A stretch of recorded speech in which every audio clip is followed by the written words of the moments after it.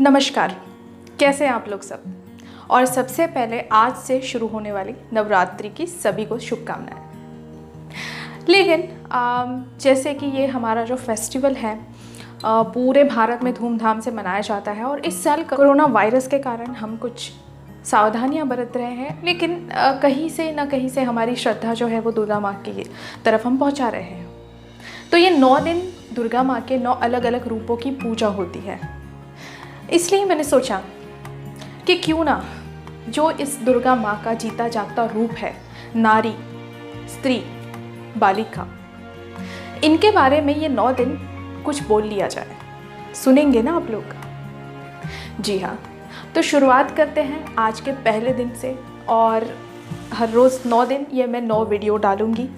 कुछ ऐसे इशू के बारे में, कुछ ऐसे मुद्दों के बारे में यहाँ पे बात होगी जिसके बारे में बदलाव लाने की बहुत ज़रूरत है। क्योंकि हमारे देश की जो दुर्गा है, हमारे देश की जो काली है, हमारे देश की जो चंडिका है, यानी इस देश की जो नारी है, वो सफ़र कर रही है, वो आज भी अन्याय का सामना कर रही है। तो इन 9 दिनों में मैं कुछ 9 मुद्दे या 9 बातें जिसके ऊपर सोचने की और जिसमें बदलाव लाने की बेहद ज़रूरत है। आइए शुरू करते हैं आज का टॉपिक, या आज का हमारा मुद्दा है स्त्री भ्रूण हत्या। बेटियां सबको अच्छी लगती है, सबको बहनें चाहिए, सबको बहुएं चाहिए, सबको दोस्त भी चाहिए, लेकिन ये सारी चीज़ें होने के लिए उस बच्ची का इस दुनिया में जन्म लेना बहुत इम्पॉर्टेंट है। किसी भी नए जीव का जन्म होना कुदरत का सबसे बड़ा आविष्कार होता है। हम कौन होते हैं? हम कौन होते हैं उसको पैदा होने से पहले ही माँ की कोख में मार देने वाले। आजकल की जो टेक्नोलॉजी है, अल्ट्रासाउंड के ज़रिए हम कुछ भी चीज़ें हो हमारे बॉडी के अंदर, हम उसका पता लगा सकते हैं। लेकिन जैसे पहले ज़माने में मेडिकल प्रोग्रेस इतना नहीं था।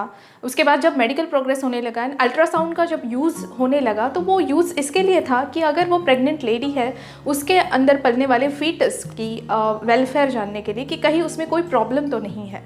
लेकिन इसके बाद हमारे वंश को वारिस चाहिए, हमें लड़का चाहिए, ऐसी ग्रीड ने ये अल्ट्रासाउंड टेक्निक का मिसयूज़ करना स्टार्ट कर दिया। और बेटियों को, अगर वो भ्रूण बेटी का है, अगर वो भ्रूण फीमेल है, तो उसको पेट में ही मार दिया जाता है। और इसके लिए आज भी ये सब कुछ चोरी छुपे हो रहा है, जब लीगल प्रोविजंस भी है। सबसे पहले बात ये मैं करना चाहूँगी, हम अगर उज्जवल भारत के भविष्य की बात करते हैं, हम अगर सामाजिक संतुलन बनाने की बात करते हैं, तो ऐसे समाज में हमें लड़कियां भी उतनी ही चाहिए और लड़के भी उतने ही चाहिए।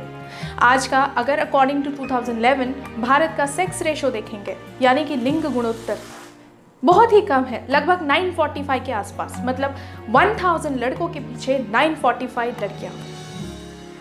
और कुछ कुछ स्टेट में तो इससे भी ये भयंकर है, 850 के भी नीचे ये प्रमाण है। आज जो भी कुछ हो रहा है, जितने भी अन्याय या फिर जितने भी अत्याचार हो रहे हैं, उसके पीछे कहीं ना कहीं कारण ये सेक्स रेशो का भी है। और ये विशियस सर्कल है।